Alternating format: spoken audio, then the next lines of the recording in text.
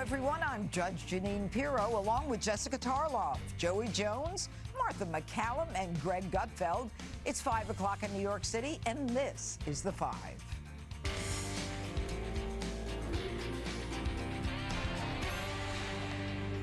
Call her Kamala the Comrade. Vice President Harris rolling out an economic plan that would make Stalin smile by pushing price controls and masking it as a corporate price gouging ban.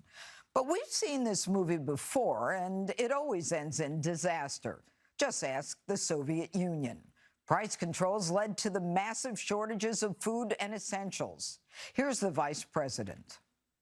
Our country has come a long way since President Biden and I took office. Many Americans don't yet feel that progress in their daily lives.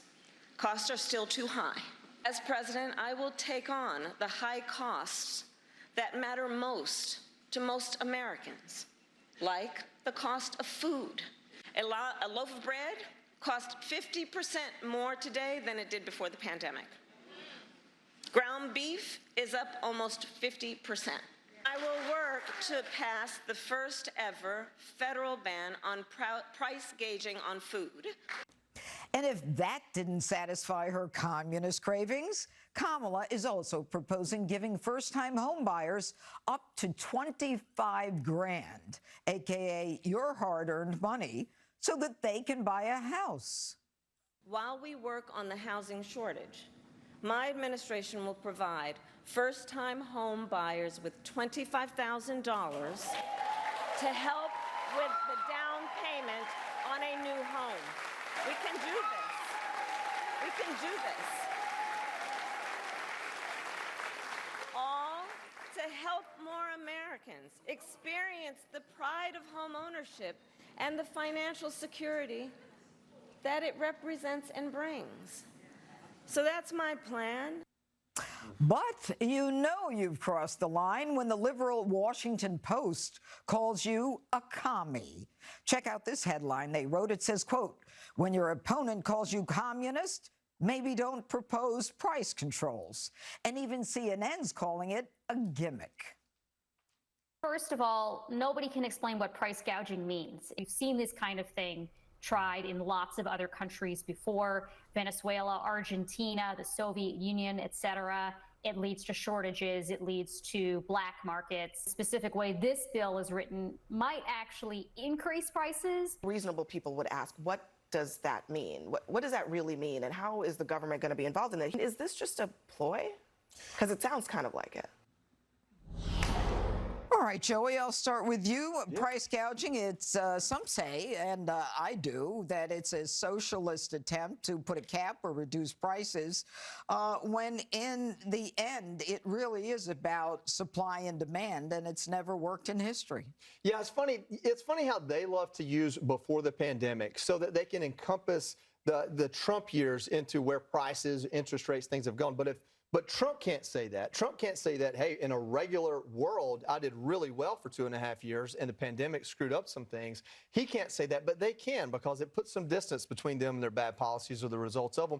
What's really funny to me is that the root cause czar, is that appropriate? Because she's not the border czar, but she may be the root cause czar. As the root cause czar, she's trying to fix the price of housing and the affordability of housing and the affordability of groceries on the back end, on the purchasing end, rather than what's causing these things to be expensive to begin with. You think Kamala Harris, of all people, who should have a doctorate in what root causes are, she's traveled everywhere but the border to find out what the root causes are of immigration. You think she would want to fix the root cause of the price of groceries? And let me tell you what it is. It's energy. I live in a place, I have more cows than people as neighbors. Everything around me is either growing food or growing animals to become food. Diesel costs so much they can't do it. I can't give the hay off my farm away because it costs too much money to come cut it, bale it, and take it wherever they want it to go. The price of food is up because the price of creating food is up, and that starts with energy. So if you want a root cause, look at energy. You know, the interesting thing is, Martha, when she talks about $25,000, you know, isn't that great? Wouldn't that be great? I mean, forget about the fact that those homes are going to cost $25,000 more. But she is part of the economy that created the inflation, and she wants you to believe that she's the one who's going to solve it. Yeah, so after the pandemic, there were $2.5 trillion jammed into the U.S. economy. And there was money flooding everywhere. And we all don't forget about the billions that were wasted, the billions that were sent to companies in some cases that didn't exist. So we don't hear anything about, how to work down the excesses of all that money that flooded into the economy, because that's where you got 20% increases in everything from milk to bread to cars to energy. So that's why we have this huge inflationary force in the country. It is not because there are big corporations who can't unfairly, she doesn't want them to unfairly exploit consumers and run up excessive corporate profits. These food companies have like a 1.9% profit margin. They know there's a lot of pressure on a food company not to raise prices, right? Because they don't want to get cut out by the competitor, and they don't want to price themselves out of what people can buy at the grocery store. The only time they raise prices is when their suppliers start creeping up their prices, and eventually they have to raise their prices. But these are not highly profitable companies that she's talking about. And I love the fact that they want the FTC to penalize corporations who violate the rules. We just had this big Supreme Court case, which you know better than any of us, the Chevron case, which basically said, don't allow these agencies to become basically big brother, like a socialist government. So now the FTC is going to show up at your business and go, let me see your books. Like, why did you make so much money last year? I'm from the government, and I'm here to tell you whether or not you're price gouging. I mean, that is going to cause American businesses to shrink up, not want to be in business, not want to open a new business, not want to add a new location, not want to expand. And that's what we heard about today. Some of this, this so-called price gouging, I mean, the crazy part of it is that it's about supply and demand, Jessica, and Republican and Democrat economists agree that, price gouging is something that generally doesn't end up very well. Yeah. But Kamala talks about her being the Attorney General, and I prosecuted these cases. Why? And the reason she's alleging it, she wants a federal ban, is because it's price gouging is all prosecuted by the states. Why didn't she call the individual attorneys general together and say, she's been there 3.5 years. Let's get together and deal with this price gouging. All of you, for each of your states, the White House will help you price gouge and find out who should be prosecuted. But no, she waits until now. Well, I actually think that's a great idea. And I hope that Kamala is watching. We have read that she likes the show, and I hope that she takes that advice. I think part of the reason that this is coming right now is actually twofold. So one, this is the Kamala Harris top of the ticket.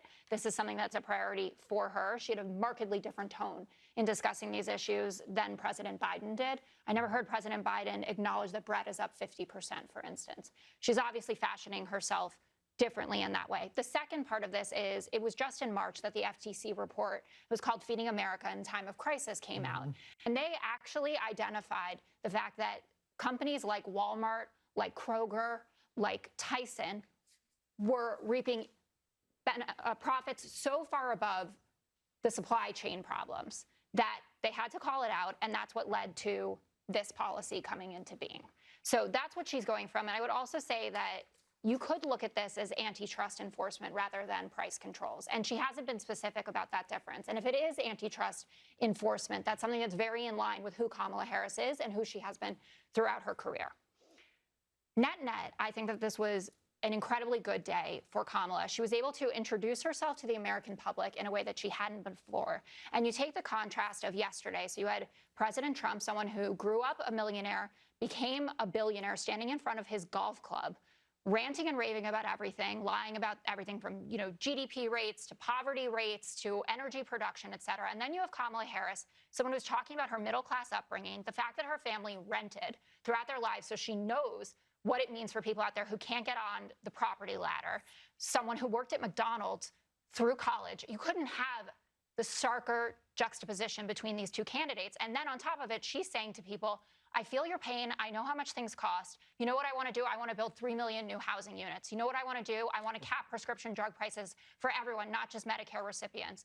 I mean, yesterday, we didn't get to talk about it because of the Trump press conference, but because Medicare is negotiating drug prices, seniors will get to keep $6 billion of their dollars. That's $1.5 billion in out-of-pocket costs that will be saved because of the policies from the Biden-Harris administration. And that's what today is about regular people getting to keep more of their money.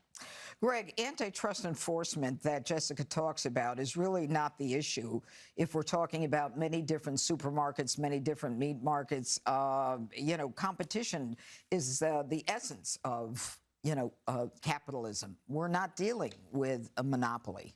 Well, first, I want to point out something Jessica said, that Trump began as a millionaire and now he's a billionaire.